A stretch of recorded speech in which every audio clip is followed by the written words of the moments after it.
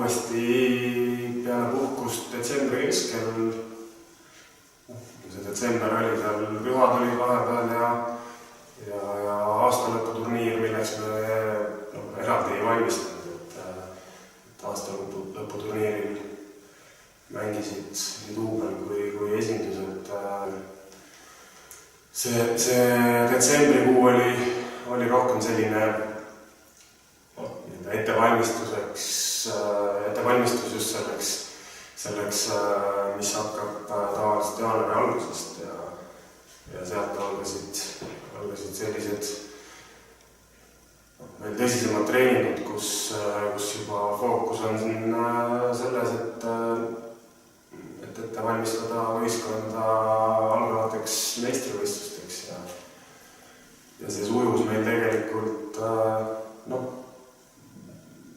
olid mõned takistused, et ilm siin mängis selles mõttes vingerpussi, et kohati oli väljak meil jääs ja see seadis omad piirangud, et vahepeal temperatuur langes nii madalale, et ega siin üle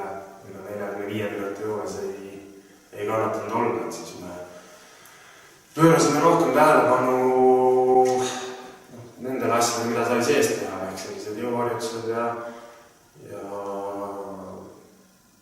võib-olla see on natukene seda taktika poolt ka, aga üldjoontes, ma ütleks, annaks ettevalmistusele sellise inde hea, et oleks saanud paremini, aga ei saa ka nagu kurta, et treenisime ka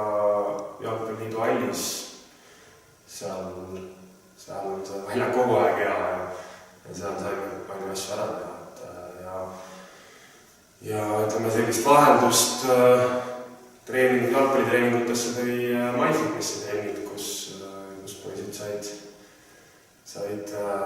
ka ilma pallita natukene jõudu ja koordinatsiooni harjutada. Kokkuvõttes 2 kuud on küll kiiresti möödunud, aga oleme ka saanud teha palju. Et kui me nüüd mängud, mis sellel aastal meil algasid võrreldes eelmistega ikkagi 6 aega hiljem, kui me oleme eelmistel aastatel alustanud juba jaanuari esimesel või teisel nädalavahetusel väliturniiri mängudele, et siis see aasta algas natukene hiljem. Tulemuste poolest võib rahule jääda, et 5 mänguga saime 4 võitu ja viigi. Lasime endale lüüa 1 värava,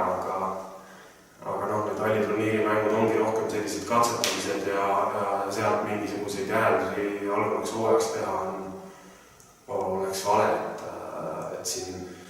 just peamiselt sellepärast, et nii meie katsetasime kui vastased katsetasid ja ei olnud alati üks ega teine oma tugevamaks koosseisus, et see, mis algab nüüd neljapäeval, et see on hoopis midagi muud, et seal on ikkagi mäng mõisa peale punktid ja seal ikkagi kõik tulevad oma sellise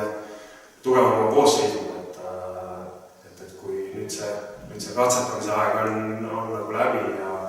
ja kõik tahavad ikkagi panna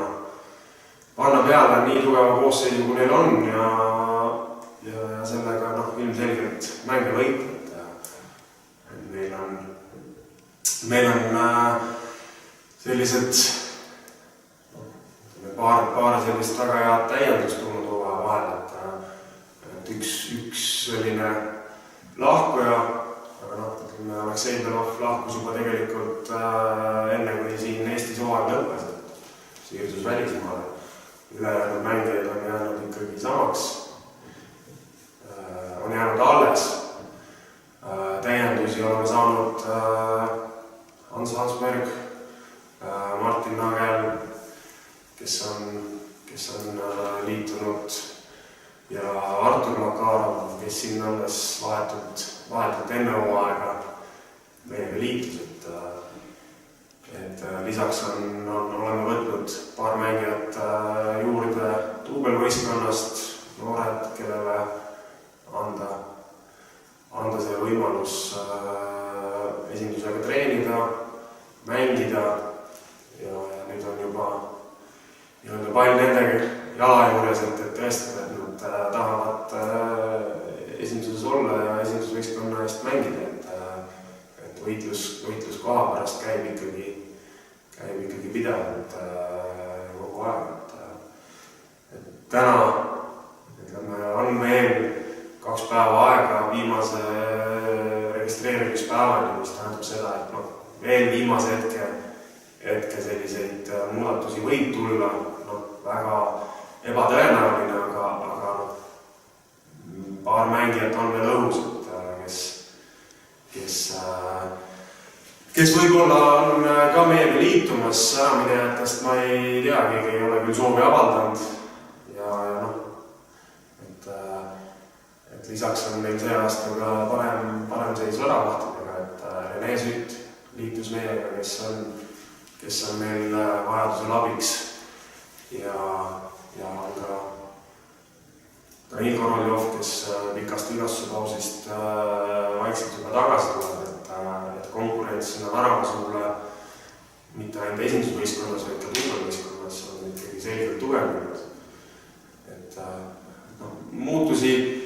ütleme, mängijate osas ei ole palju, aga ikkagi need mõned mängijad kindlasti annavad meile hooaja jooksul juurde. Aga muutusi rohkem on toimunud, ütleme, klubis, et